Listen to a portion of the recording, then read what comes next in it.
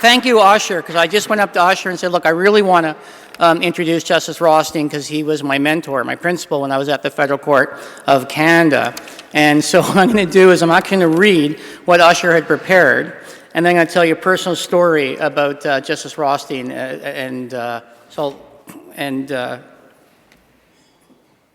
So Justice Rothstein practiced law primarily in the fields of transportation and competition law. In 1992, he was appointed to the Federal Court Trial Division and the Court Martial Appeal Court of Canada. In 1999, he was appointed a judge of the Federal Court of Canada Appeal Division. Justice Rothstein was appointed to the Supreme Court of Canada in 2006 and was the first justice to be questioned by ad hoc committee. During the hearing, Justice Rothstein at one point stated, "I am not sure that I would be comfortable thinking that judges should be advancing the law with social agenda. In my mind, it seemed to me that the social agenda is the agenda of Parliament, and if Parliament wants to advance the law in social terms, that's their job." So Justice Rothstein, let me tell you. I remember when I was articling for him, he was always very much about the black letter of the law. During this time on the Supreme Court, Justice Rothstein wrote many significant decisions, which were notable for their clear prose, persuasive reasoning, and consistent approach to issues of interpretation. Justice Rothstein could always be counted on to look to the words that Parliament, the legislatures, or the constitutional framers enacted. Recognizing that his role as a judge was to give effect to what the law is, not what the law may be, have wished it to be. We see this reflected in many of his judgments, and especially in his famous dissents from the Saskatchewan Federation of Labour to BC Trials Lawyers Association, where he provided an important voice of restraint and fidelity to constitutional texts in context and purpose. In 2017, he was appointed a Companion of the Order of Canada by Governor-General David Johnston for his eminent service as a jurist, notably on the Supreme Court of Canada, and for his dedication to legal education. As a personal note, I must admit that I was not a very good law clerk to Justice Rothstein. I was a lousy law clerk. I was just out of law school, not really knowing what the heck was going on. But I always wanted to show Justice Rothstein that I had matured and become a good lawyer. And in about 2013, I was the appellant for the plaintiff at the Supreme Court of Canada, and I was so looking forward to finally appearing before my principal to show him that I actually grew up to be, something. And unfortunately, Justice Rothstein did the leave applications, and in the end, he absented himself, and I was never able to appear before him. So my great disappointment in life that I finally got to be the Supreme Court, I'm going to see before Justice Rothstein, and unfortunately, I didn't get to argue the case before him. But just one sort of funny little note about my articling experience for Justice Rothstein. I don't know if you remember it all, but I remember very early on when I first started with him, we were talking about hours, and he wanted me to come in on the weekend, and I certainly expected. And first of all, I think he was such a nice man. And I remember him saying to me, "Don't worry, Sam. I'm not going to ask you to carry my laundry. I'm going to do this. I just want you to do the work." And so we were talking about coming in on the weekend, and he wanted me to come in on the weekend. I said, "Well, look, sir, on Saturdays I go to synagogue. I can't make it in on Saturdays. I'll come in Sunday mornings." And he said, "Well, Sam, on Sunday mornings I like watching my shows." And I'm thinking, Sunday mornings, shows? I said, "What, the cartoons or the Christian evangelists?" And he said to me, "No, Face the Nation." So I'll never forget that. Anyways, I really am very honored and privileged to introduce Justice Rothstein, a great human being, a great man, a great principal, and a great Supreme Court judge.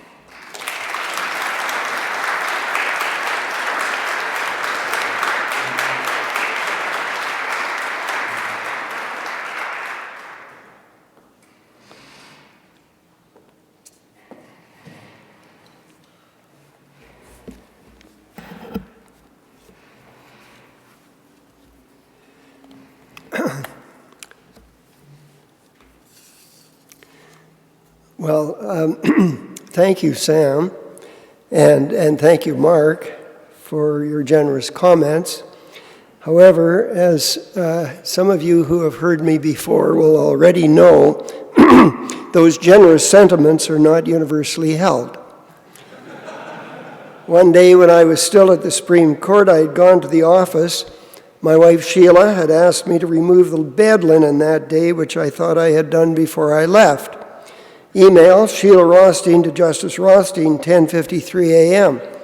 I told you to remove all the linen, including a blanket cover.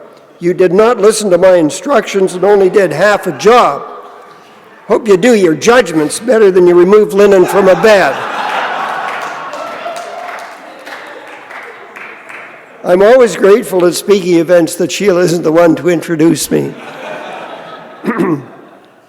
Sheila's quite deaf and has difficulty time hearing on the phone, so we always communicated by email. I got coffee at Starbucks on the way to the office in Ottawa, and in addition to having coffee before I left in the morning. Email, Sheila Rothstein to Justice Rothstein, get fruit. Justice Rothstein to Sheila Rothstein, what fruit? Sheila Rothstein to Justice Rothstein, berries, grapes, and nectars. Justice Rothstein to Sheila Rothstein, nectars are out of season and not available, and grapes are expensive, but I'll get them. Berries are too expensive. Sheila Rothstein to Justice Rothstein, if you didn't waste money at Starbucks every day, you'd be able to afford berries.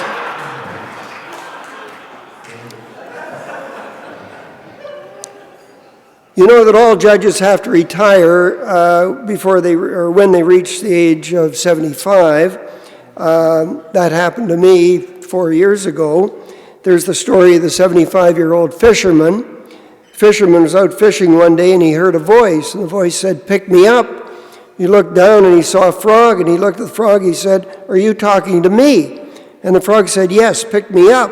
So he picked up the frog, and the frog said, "Kiss me, and I'll become the most beautiful woman in the world, and I'll become your bride, and all your friends and relatives will be jealous." And the fisherman thought for a minute, and then he put the frog in his pocket. And the frog said, "Are you crazy? Didn't you hear me? I said, kiss me, and I'll become the most beautiful woman in the world, and I'll marry you."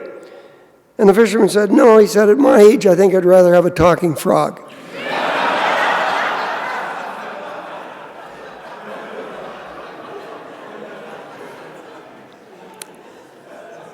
I better get serious.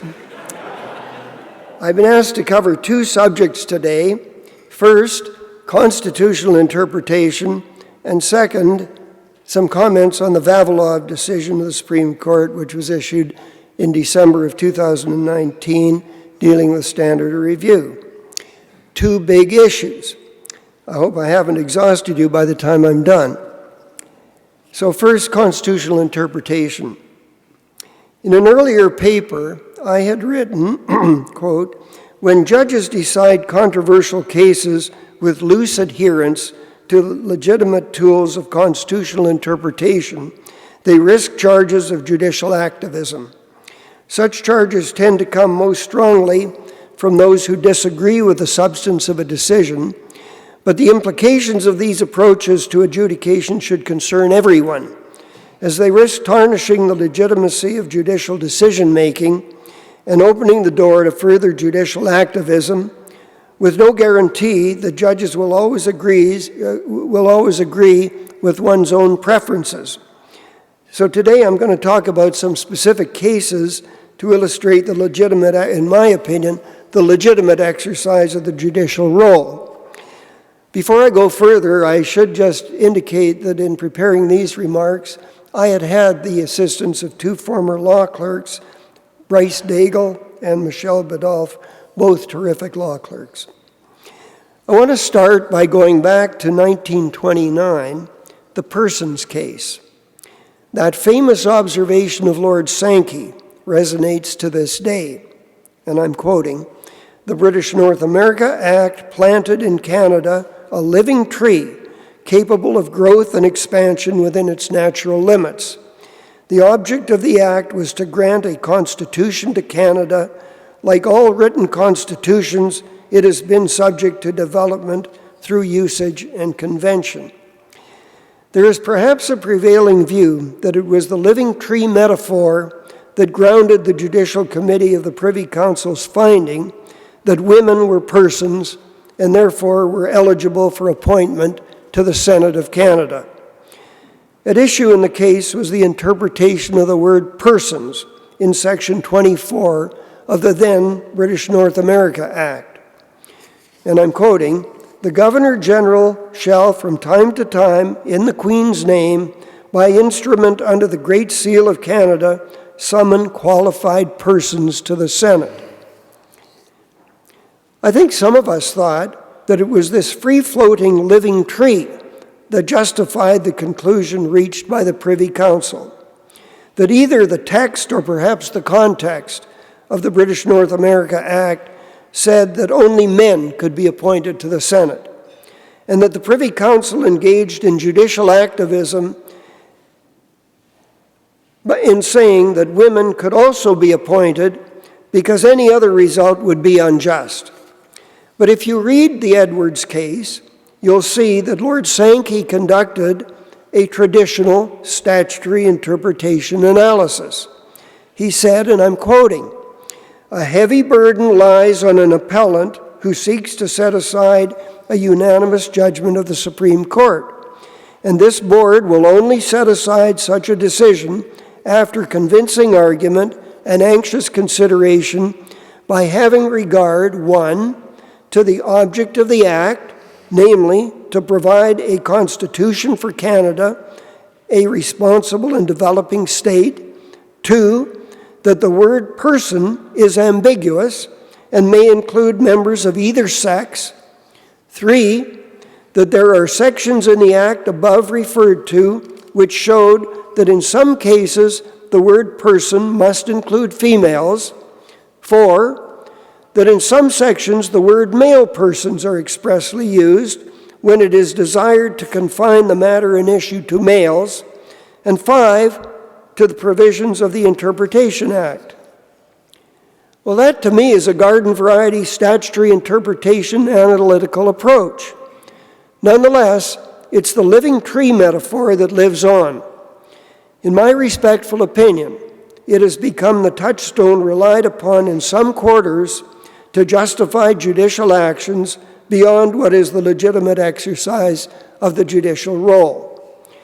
The living tree isn't a license for a judge to give constitutional cloth to a policy that the judge believes to be morally right or current. When Lord Sankey made his famous pronouncement on the living tree, all that he was saying was that Canada has to be able to develop its own constitution free from the constraints of constitutional norms in the United Kingdom. Nevertheless, living tree has become the dominant accepted method of constitutional interpretation in Canada today. It is used to justify expansive readings of the Charter.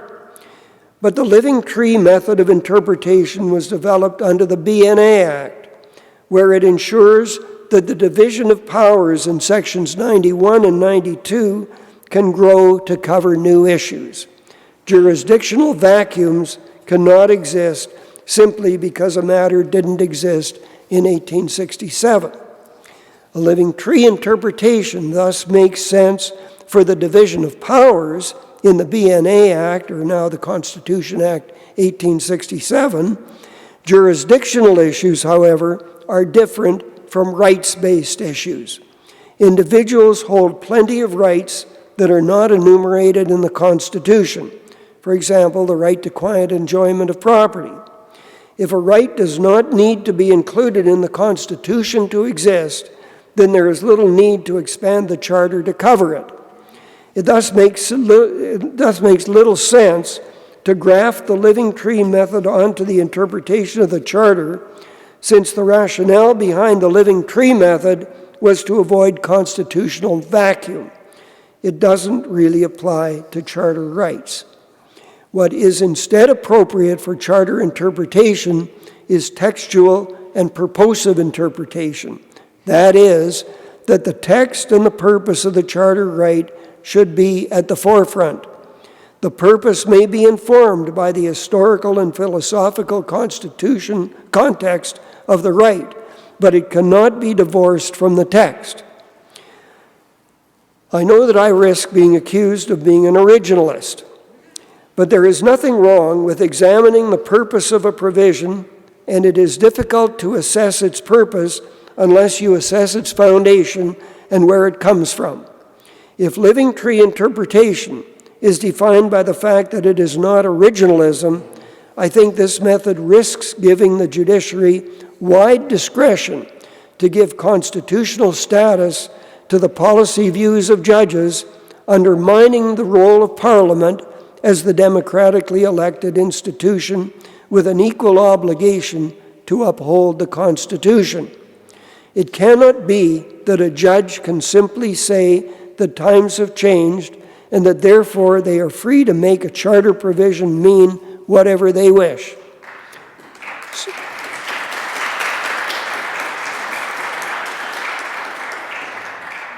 So tonight, I want to make the case for an approach to constitutional interpretation that adheres to text, context, and purposive interpretation, judicial self-restraint, and respect for the constitutional basis of our government. I know that my views may not be popular in some quarters, but the legitimate exercise of the judicial role is governed by the rule of law, not popularity. At its core, the rule of law means that laws should govern, as opposed to arbitrary decisions of individuals, whether they be kings or indeed judges. It means the judicial decisions must be made in accordance with law, and that even discretionary decisions must be made within the legislatively determined scope of that discretion. This applies equally to constitutional decisions. I'm going to turn to the three cases I plan to speak about this evening. District of Columbia versus Heller, a 2008 decision of the Supreme Court of the United States, and two cases that were mentioned briefly, Saskatchewan Federation of Labor, a 2015 Supreme Court of Canada Labor Relations decision, and the Court's 2014 decision in Trial Lawyers Association of British Columbia. These cases don't share much on the surface. One is American, the other two are Canadian. One dealt with the right to bear arms, another with labor rights, and the third with court fees. In one, commentators generally declared that the right had won, and in the other two, that the left had won. However, a look at these cases helps illustrate concerns that relate to what I have referred to as activist courts, or what otherwise might be described as judicial decision-making guided by preferred outcomes rather than sound and stable jurisprudence. It's long been my view that judges act with the greatest amount of legitimacy in our constitutional order, where the influence of politics and personal policy preferences are minimized. Within the requirements and restrictions imposed by our Constitution and the Charter, the seat of lawmaking power is in our constitutional order rests with Parliament and the provincial legislatures. That said, the possibility of constitutional and charter challenges gives the courts a tremendous amount of power to override parliamentary choices. This is, generally speaking, as it should be. Not even democratic accountability can guarantee that all legislation will reflect the fundamental values we have chosen to enshrine in the Constitution and the Charter. But it is precisely because the ability to invalidate legislation is broad and powerful that we must approach it with great respect and caution. So first, Heller, decided by the Supreme Court of the United States in 2008. Heller's a case about the Second Amendment to the U.S. Constitution, which famously protects the right to bear arms. The exact wording of the amendment bears repeating here, and I'm quoting, "A well-regulated militia being necessary to the security of a free state, the right of the people to keep and bear arms shall not be infringed." Heller concerned certain gun ownership laws passed by the District of Columbia. These laws largely banned handgun ownership in the District of Columbia and required that lawfully owned guns be stored disassembled or with a trigger lock. The plaintiff challenged these laws as an unconstitutional infringement upon the right to bear arms. The dispute between the parties boiled down to whether the Second Amendment protects a broad individual right to bear arms or only a narrower right to keep and bear arms in connection with militia service. The case was ultimately decided by a 5-4 vote, with the majority opinion authored by Justice Nino Scalia. He found that the Second Amendment protected a broad individual right to possess firearms for lawful purposes. He arrived at his conclusion through an examination of the meaning of each of the key phrases in what he called the operative clause, "The right of the people to keep and bear arms shall not be infringed." At the outset, he acknowledged what he referred to as the prefatory clause, a well-regulated militia being necessary to the security of a free state, but asserted that it should not be read to limit the right. Justice John Paul Stevens wrote the dissent on the meaning of the right to protected by the Second Amendment. He asserted that the first clause of the amendment should not be treated as mere surplusage. Rather, it was a statement that defined the purpose and meaning of the right and limited the scope of the right to the possession of firearms in connection with military activities. Justice Stevens also based his conclusion on 2 earlier decisions of the Supreme Court that had interpreted the activities protected by the Second Amendment in light of their connection to military service. In view of this jurisprudential history, Justice Stevens felt compelled not only by the text of the amendment, but also by the principle of stare decisis, to find that the Second Amendment protected a right to keep and bear arms in connection with military activities, not a broad right to do so for personal reasons. I don't intend to say one side or the other got it wrong, but the decision in Heller prompted a flood of commentary, and one of the strains most often repeated by those critical of the majority decision was that it amounted to judicial activism. To give you a sampling of the critiques, Professor Erwin Chemerinsky argued that had Justice Scalia been true to his own interpretive philosophy, a textualist approach, rather than his conservative politics, he would have had to come to the opposite conclusion and find that the Second Amendment protects a right to possess firearms only for purposes of service in the militia. In a similar vein, the voluble Judge Richard Posner of the Seventh Circuit Court of Appeals argued that the majority in that case was exercising freewheeling discretion strongly flavored with ideology. He also argued that the decision usurped political power in a domain where, quote, where there are regional or local differences in relevant conditions or in public opinion, a context in which it is particularly important that constitutional interpretations don't unduly restrict the flexibility of the legislature. Judge J. Harvey Wilkinson of the Fourth Circuit Court of Appeals, himself known as a solid conservative, also voiced his concern by comparing Heller's majority reasoning to Roe versus Wade, a case criticized as judicial activism by many conservatives. He said, and I'm quoting, "Heller encourages Americans to do what conservative jurists warned for years they should not do, bypass the ballot and seek to press their political agenda in the courts." In his opinion, Roe and Heller shared 4 major faults: an absence of a commitment to textualism, a willingness to embark on a complex endeavor that will require fine-tuning over many years of litigation, a failure to respect legislative judgments, and a rejection of the principles of federalism. Well, not all of these criticisms are as relevant in the Canadian context as they are in the United States, but I share Justice Wilkinson's concern about the dangers of failing to respect legislative judgments and embarking on complex constitutional endeavors without weighing the costs.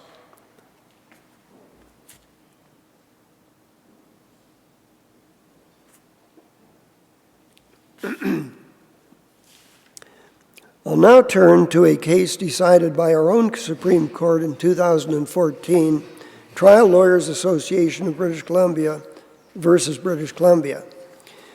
This case involved hearing fees charged to plaintiffs for the number of days of court time occupied by their case.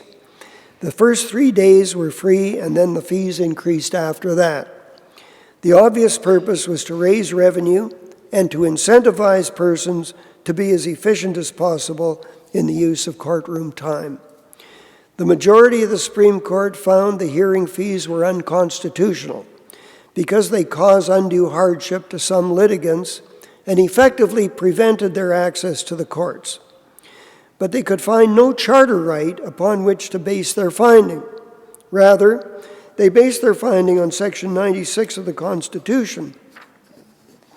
But because, even in their view, Section 96 was not sufficient on its own, the majority resorted to an unwritten principle, the rule of law, in aid of its conclusion.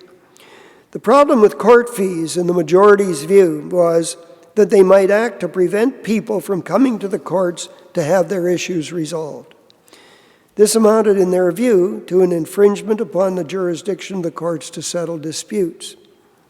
I wrote a dissent, a lonely dissent, I have to add, grounded in the meaning of Section 96 and what I believe to be the proper role for unwritten constitutional principles. Section 96 of the Constitution Act 1867 merely empowers the Governor General to appoint Superior Court judges. Precedent has held that unless a provincial legislature seeks to trample on the core jurisdiction of a Section 96 court, this provision does not limit provincial legislative authority.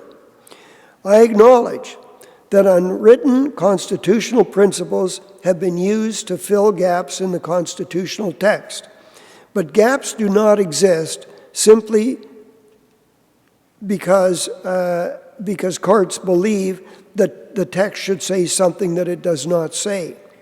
In the secession reference, the court noted, wisely in my opinion, that unwritten principles could not be taken as an invitation to dispense with the written text of the Constitution.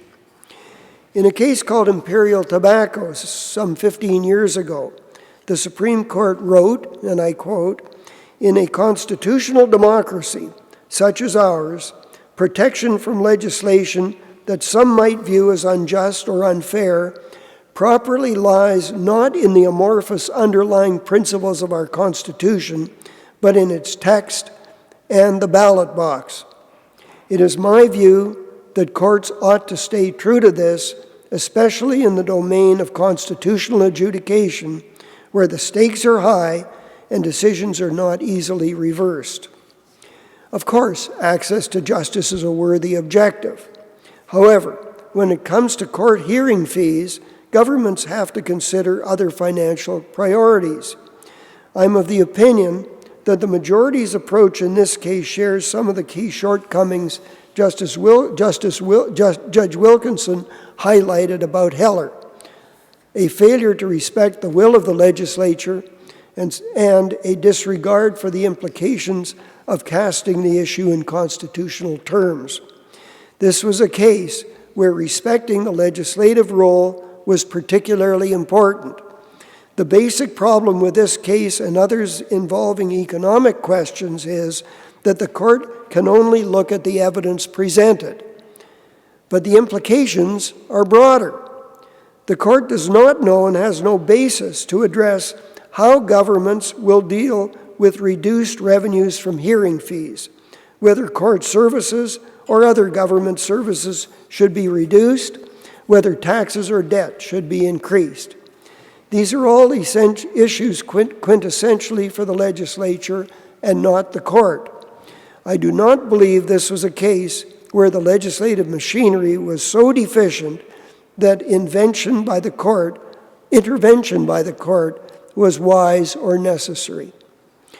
On the second point, regarding the casting of issues in constitutional terms, I noted in my dissent that framing the issue of court fees as a constitutional matter under Section 96 and the unwritten principle of the rule of law has significant implications for how Canadians, through their elected representatives, may choose to deal with the issue of court financing in the future. By framing the issue as they did, the majority not only vetoed the legislature's considered position, but they enshrined the court fee issue beyond the reach of the careful checks and balances built into the Charter of Rights. Unlike charter rights, rights under Section 96 are absolute. A legislature may not place even reasonable and justifiable limits, as would be permitted under Section 1 of the Charter, nor may the Charter's notwithstanding clause be invoked should lawmakers decide there is a compelling reason to do so. The majority does not explain why hearing fees deserve absolute protection when fundamental rights like the freedom of expression, freedom of religion, and freedom of association do not. And now I'm going to turn to Saskatchewan Federation of Labour. In this case, decided in 2015, the court constitutionalized the right to strike. Again, I dissented. Not so lonely this time. Justice Wagner, now Chief Justice, joined with me. It is my opinion that the majority's reasons in this case again demonstrate some of the same shortcomings identified by Judge Wilkinson and Heller. My objection is not to the statutory right to strike. It is to the constitutionalization of the right. The majority grounded its decision on Section 2D of the Charter, the right to freedom of association.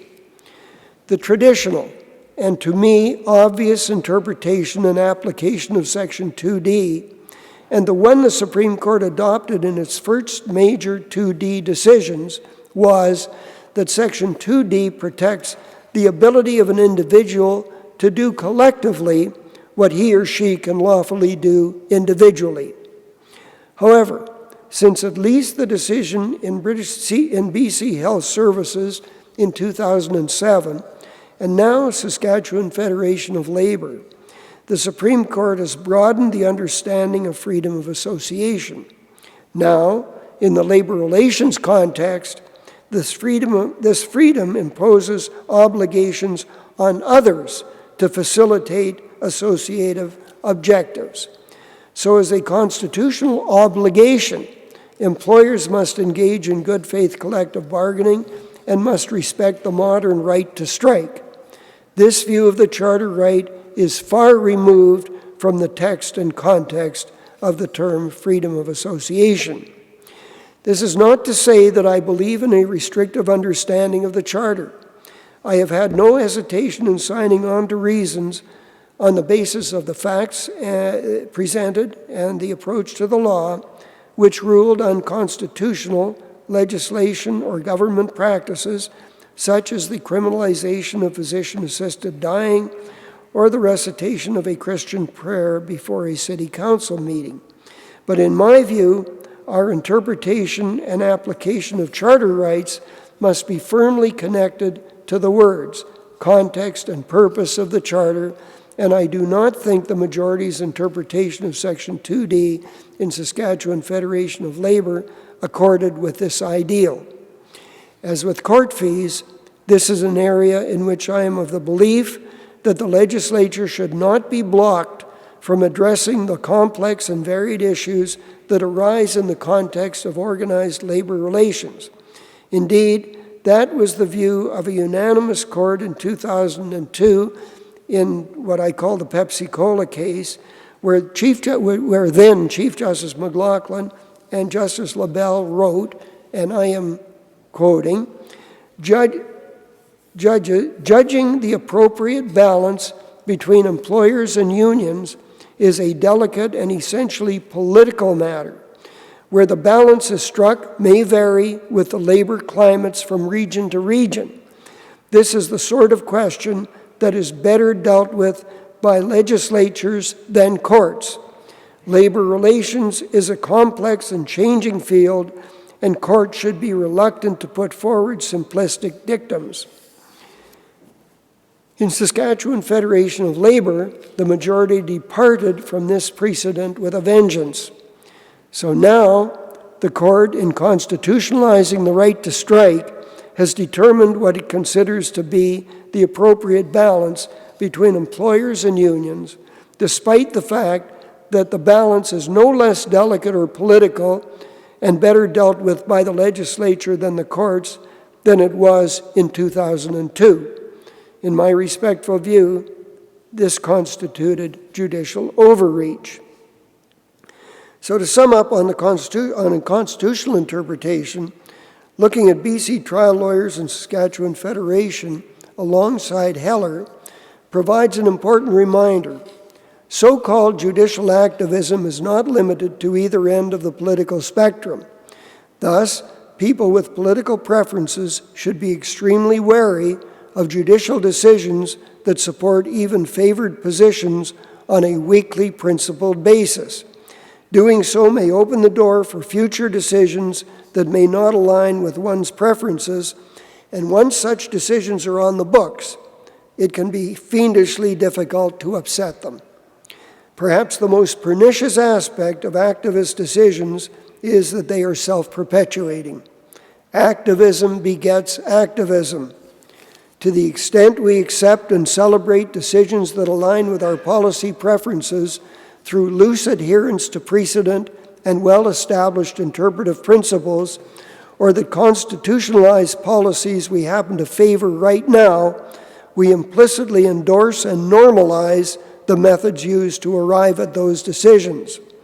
As departures from precedent and constitutionalization of policy preferences are invoked more often, the costs associated with using these methods decrease.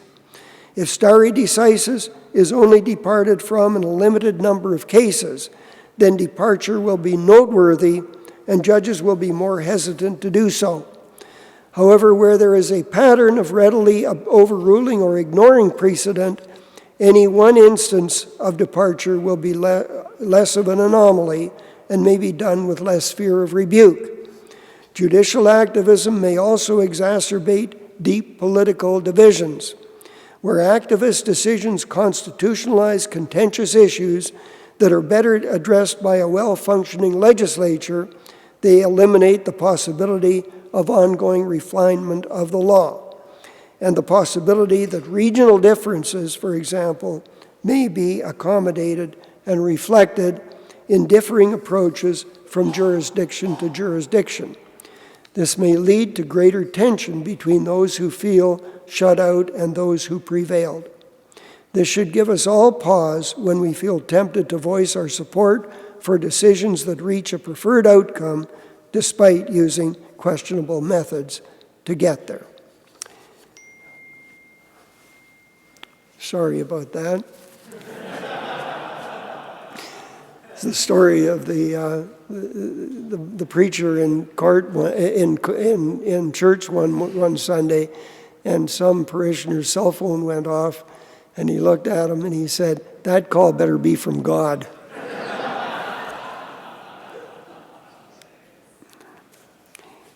I've been asked to add some remarks on the recent Supreme Court of Canada decision in Canada versus Vavilov, which revisited once again the standard of review of administrative decisions. For those of you who are not administrative law lawyers, sit quietly and go back to your cell phones and later tell us what happened in the South Carolina primary. I'm not going to be too long. The story goes that Mao Zedong, the Chinese communist leader from 1949 to 1976, was once asked for his views on the impact of the French Revolution. And he answered, "It's too early to tell." Vavilov is the Supreme Court's latest attempt to provide clarity to the vexing issue of standard of review. What its impact will be is too early to tell. However, we can see what the court's intention is: to make standard of review less burdensome and less inefficient. That is very good. We have been at this standard of review project since CUPE in 1979, with tweaking in many cases over the years and major attempts at revisions every decade or so. If any of you are familiar with anything that I've said or written about standard review, you will know that I am a cynic. And Mark mentioned the COSA dissent in his remarks earlier. All of the ink that has been spilled on standard review is, in my view, a solution looking for a problem. Except where legislation includes a privative clause. In my view, there is no call for deference on the review of questions of statutory interpretation decided by administrative tribunals or government officials. Certainly, a judicial review or appeal court should defer to findings of fact, exercises of discretion, or policy decisions of tribunals, but not to decisions on questions of law and in particular questions of statutory interpretation, any more than appeal courts do on appeals from trial courts. Notwithstanding my own personal views and given the state of the jurisprudence, I think Vavilov is an important step in the right direction. First, an overview. The real split between the majority and the dissent in Vavilov reflects the tension between, on the one hand, respect for legislative intent, and on the other, that government in the person of administrative tribunals and or government officials should be accorded deference on the question of the extent of their own power and authority. The majority sees statutory rights of appeal as an indication that the legislature intends that judges have the final word on legal questions. The minority places confidence in the wisdom of the administrative state and a willingness to let tribunals and government officials largely decide the extent of their own power and jurisdiction. I use the term jurisdiction because every time a tribunal or an official interprets any statute that provides the authority to decide, they are making a jurisdictional decision. Either a tribunal or official can do what they did or they can't. Perhaps the most significant change brought about by Vavilov is the clear statement that statutory appeals are subject to a correctness standard of review. That is a very clear direction to counsel, that they needn't detour to engage in a discussion of standard of review, and that they should go directly to the merits of the case. At least for statutory appeals, this has eliminated the standard of review on questions of statutory interpretation as an issue. I strongly agree with that change. Much of the reasoning in Vavilov, wisely I think, is based on the judiciary's role in upholding the rule of law. If that is so, it is not clear to me why the standard of review on judicial review on questions of statutory interpretation should not also be correctness. Judicial review itself is based on the rationale that courts perform an essential supervisory role and ensure administrative decisions comply with legal norms.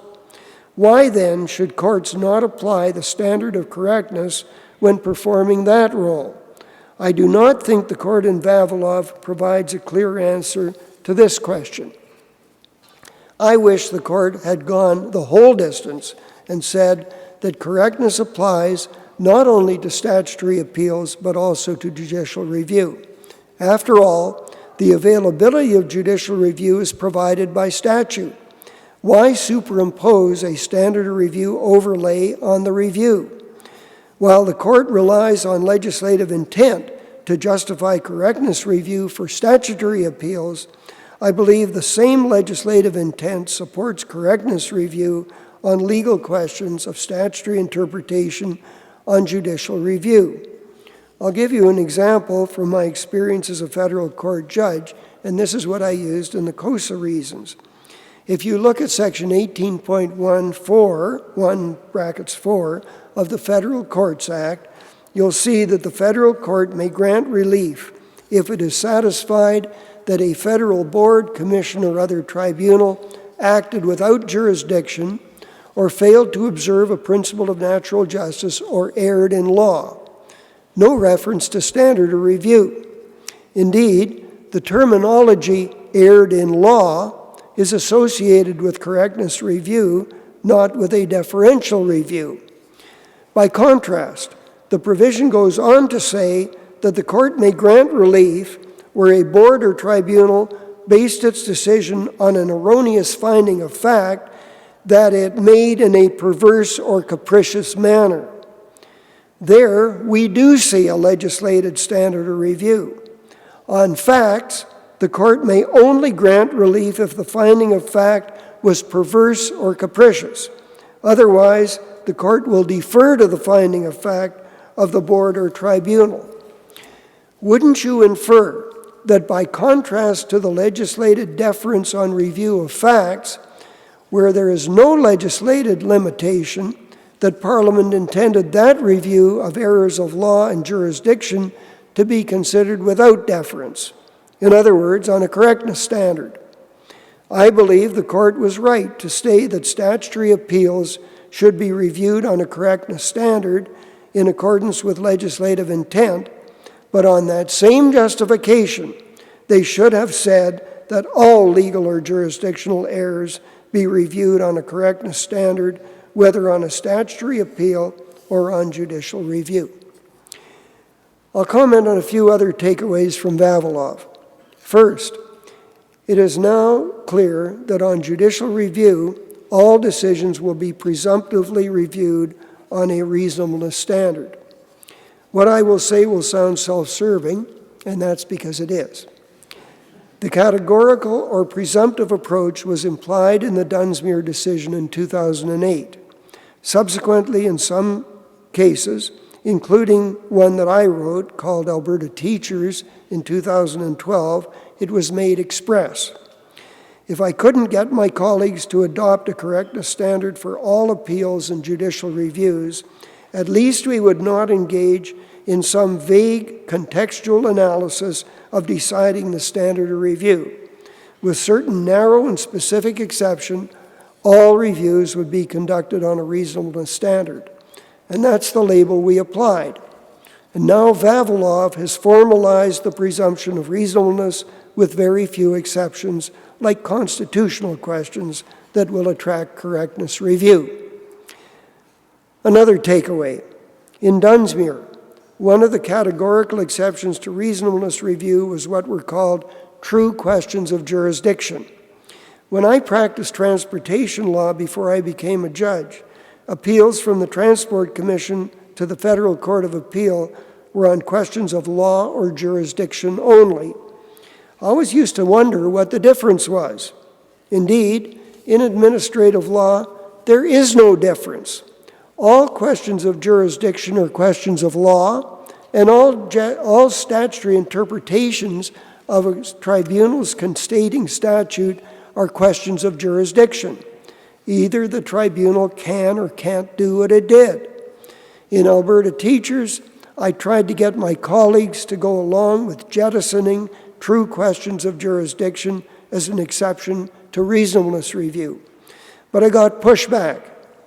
So we ended up saying we hadn't seen a true question of jurisdiction and that it was time to reconsider whether true questions of jurisdiction existed, but that the point had not been argued in that case. I'm happy that the court has now picked up the ball and eliminated that rabbit hole from the standard review analysis. Vavilov now says that on judicial review it is insufficient that a conclusion is reasonable. The reasoning must justify that decision. I'm skeptical that this is much of a change. I don't think there are too many decisions where a conclusion looks reasonable, but the reasoning is wonky. Expertise of the tribunal seems to remain as a consideration in judicial review. I've always been skeptical of the expertise argument when it comes to statutory interpretation. To me, expertise was just a justification for the policy view that we should have faith in government tribunals and that they should be left alone to do their work and exercise their power as they saw fit. Two quick stories. First, some years ago I had a brilliant law clerk. I had lots, actually. After she left me, she went to work for a federal administrative tribunal. About 6 months after she left me, she sent me a decision of her tribunal. We had coffee, and I asked her if she had written the decision. She said that she had. I asked what the input of the tribunal members was, and she said they didn't dot an I or cross a T. So 6 months earlier, she had been my law clerk, and now she was an expert, and as a Supreme Court judge, I had to grant her deference. She was brilliant, but come on. When I practiced transportation law, very often the tribunal members hearing the cases weren't lawyers. Many of them were very smart men and women. But why on earth would we presume they were experts on questions of statutory interpretation when they weren't lawyers? And I guess that colors why I believe a correctness review on questions of statutory interpretation should apply to all such decisions, whether from lower courts or tribunals, and whether by way of statutory appeal or judicial review. Two final takeaways. When courts have found an administrative decision unreasonable, they have inevitably remitted it to the tribunal to redecide, having regard to the reasons of the reviewing court. Now Vavilov says that where the outcome is inevitable, it is unnecessary to remit to the tribunal for a further decision and another judicial review and merry-go-round. The court will make the final decision. That, in my view, is a good step toward making the process more efficient. And now a tribunal can no longer rely on the principle that it is not bound by, and that on the principle that, because it is not bound by stare decisis, that it may deflect complaints about inconsistencies in its decisions. Now, tribunals must explain departures from prior precedent, which I think is very sensible. Despite the compendious reasons in Vavilov, there, of course, remain some questions left unanswered. One pertains to the standard of review for appeals from arbitrations. It was only a few years ago, in 2014, in the decision of Satva versus Creston Molly, that the court dealt with standard review on appeals from arbitration decisions. The reasons relied on the framework in Dunsmuir to hold that where arbitration appeals are restricted to questions of law, the standard review should generally be reasonableness. Dunsmuir, of course, has now been superseded by Vavilov, leaving the framework in Satva open to question. The Supreme Court did not deal with this issue in Vavilov. Provincial superior courts are already grappling with the question. In a recent decision of the Manitoba Court of Queen's Bench, called Buffalo Point First Nation, the court concluded that Vavilov had overturned Satva on this point, and that the standard of review for arbitral decisions on an extricable question of law is now correctness. But 2 weeks thereafter, the Alberta Court of Queen's Bench reached the opposite conclusion in a case called Cove Contracting. The court decided that Vavilov had not interfered with the standard of review set out in Satva.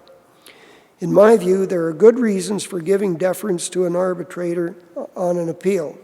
Arbitrators, unlike administrative decision makers, are chosen by the parties.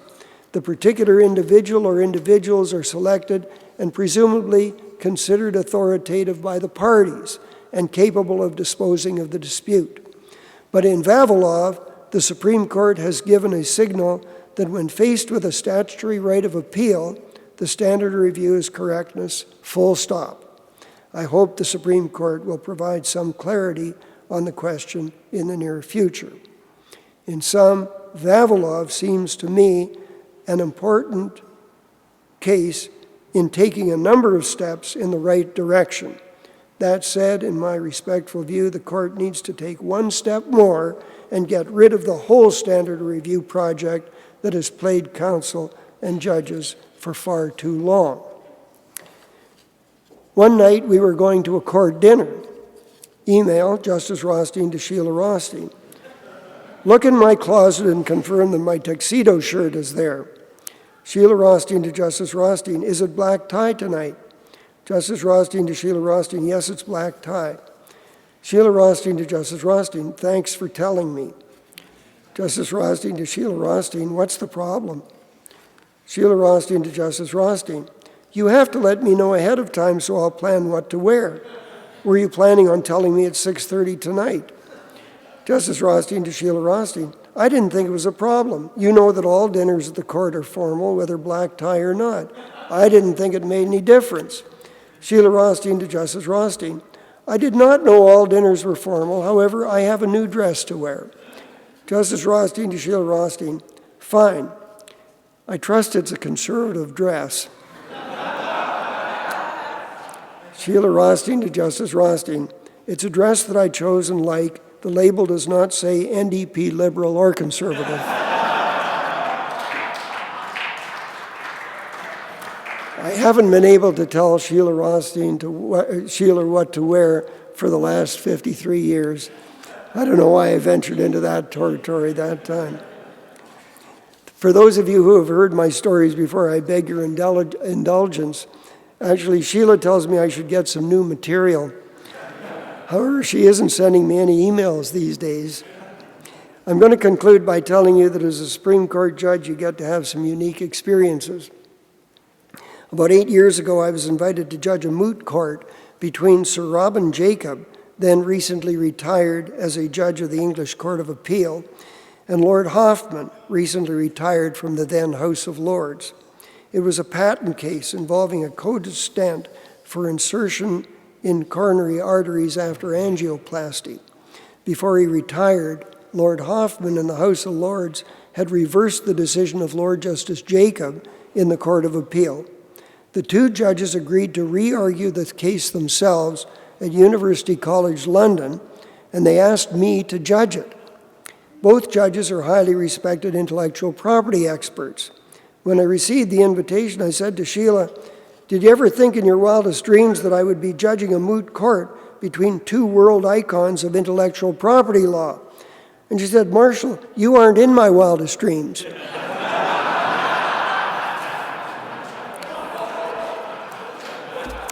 Thank you for your attention.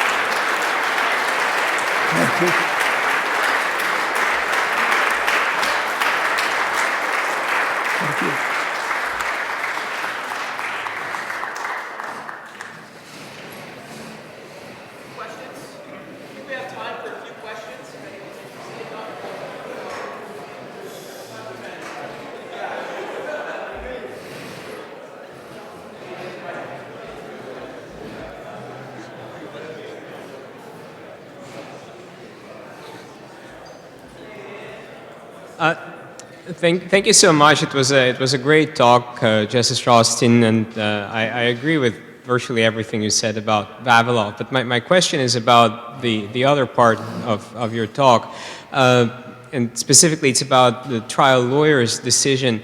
I'm wondering if you could comment on Justice Cromwell's concurrence in that case, and also the UK Supreme Court's decision in Unison, which takes the same approach based on the principle of legality rather than, well, obviously in the UK, but also in Justice Cromwell's case, not relying on Section 96, not relying on an unwritten principle to say that a government categorically cannot impose those hearing fees, but saying that there has to be clear authority in the statute. In this case, there is no clear authority, and therefore the regulation, because those fees are not in the statute itself, but they're imposed by regulation, that the regulation is invalid because there's no clear authority for it. The true answer is I can't comment on it because I can't remember his reasons. I was so concerned with my own. And I don't know the other case that you're referring to, so unfortunately I can't comment on that either. I'm not going to be very useful to you tonight. Thank you. Thank you.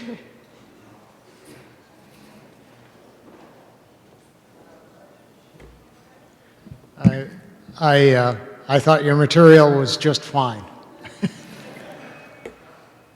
Your story about being able to persuade your colleagues of a particular point that you wanted to see developed in a judgment. Following on your comments in Vavilov. I'm interested in how you all, as judges, approach these issues. Do you have in mind an arc that you wish to see and that you move cases forward following that arc, trying to persuade your fellow travelers?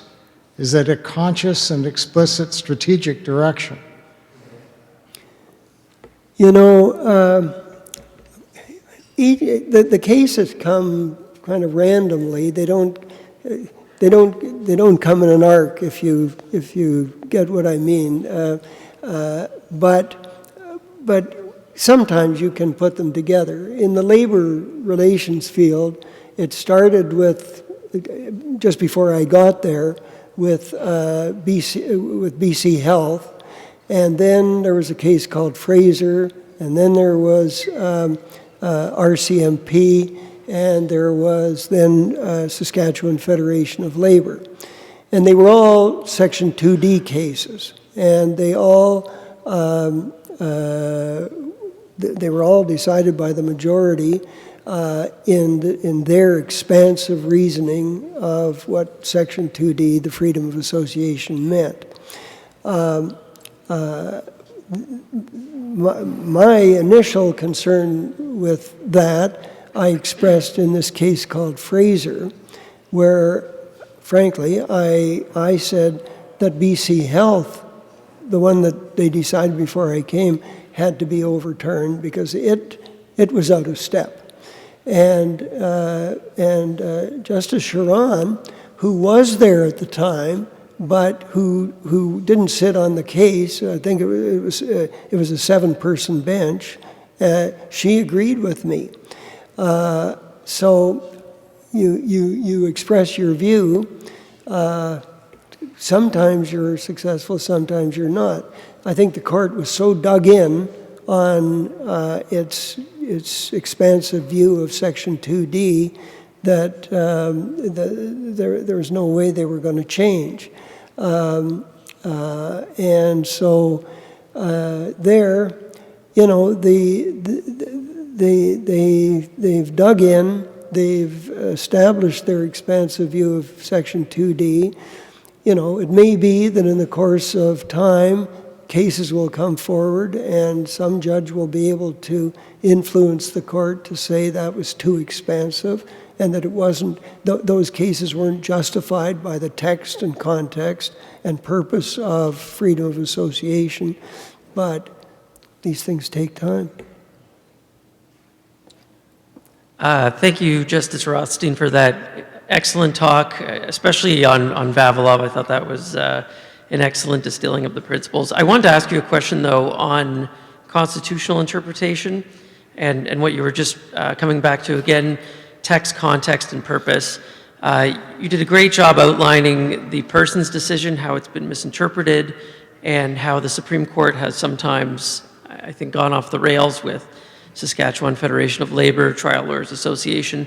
I'm wondering how we square this, though, with the Bedford and Carter decisions, which were pretty expansive takes on Section 7, and both of which also overturned previous precedents.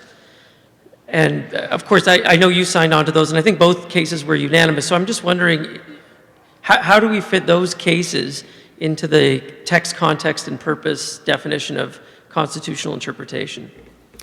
Let me deal with Carter, and I'll explain to you how I came to concur in Carter.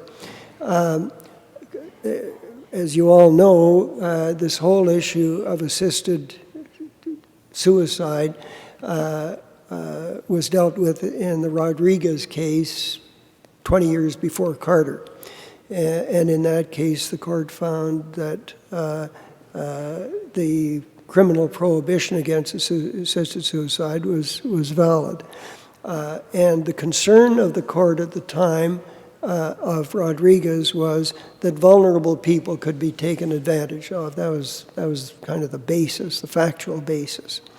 In Carter, the trial judge had a very, very expansive and very thorough record. dealing with this question of vulnerability. And since the time of Rodriguez, assisted suicide has become available in other jurisdictions like Oregon and I forget whether it's Belgium or some of those countries in Europe. And so there was evidence about this question of vulnerability and whether there were ways to deal with vulnerability. So in a nutshell, the facts changed. You know, when the facts change, then that's a justification for changing a decision. But not only did the facts change, but the approach of the court to Section 7 of the Charter changed. And by the time Carter was there to be decided, the court had developed this concept of overbreadth, and that and using the concept of overbreadth, which I think is a valid interpretive approach to a charter provision, the court said you don't need to go so far as to outlaw assisted suicide in every single case. And provided there are appropriate protections put in place to avoid taking advantage of vulnerable people and ensuring that if there is assisted suicide, that it is by consent and with other fences built around it, as the court did in Carter, then it seemed to me that on the basis of a change in the facts and a change in the legal approach, that was a valid reason to be able to depart from the precedent in Rodriguez. And that, to me, still adhered to a textual, contextual, and purposive interpretation of Section 7 that I was comfortable signing on to. Now, whether Section 7 should deal with substantive as opposed to procedural rights, that's a whole other question. But assuming that we've come to where we've come to and that we do deal with substantive rights under Section 7, I did not have difficulty agreeing in Carter. Just a quick follow-up question. When you have these social and legislative facts that you're relying on in Carter or Bedford, do you agree that those facts should be deferred to the same way that adjudicated facts are deferred to? Or should the 9 judges take a good hard look at those facts? Well, you raise an interesting point.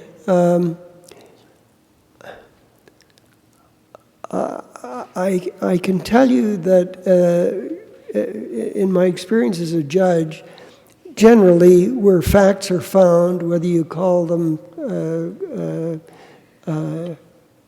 social facts or whatever you may call them, they're facts, or at least it's fact-finding by a trial court. And so my inclination is to say an appeal court will defer. But so I guess I should say that I don't have a firm view, and there could be a case, if I were still a judge, where social facts came up and I looked at them and I wasn't satisfied with what the trial court said. I suppose I might want to take a harder look at them, but my view at the moment is that facts are largely for the trial court, and the appeal court will generally defer to them. But I'm sure that there might be cases where a court would take a closer look. Thank you so much. Hi. Okay. Hi. My question's about your exchange with Sheila about the black tie event. I just want to make sure that my interpretation of the anecdote is correct. So, taking everything you said before, am I correct in thinking that it's an analogy with predictability and stability of law? And that the tag at the end is about not injecting political ideas into judgments?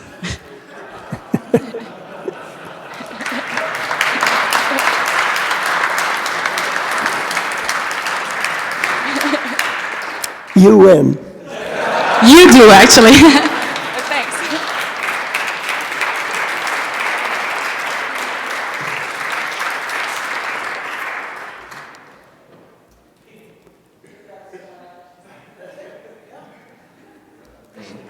Thank you.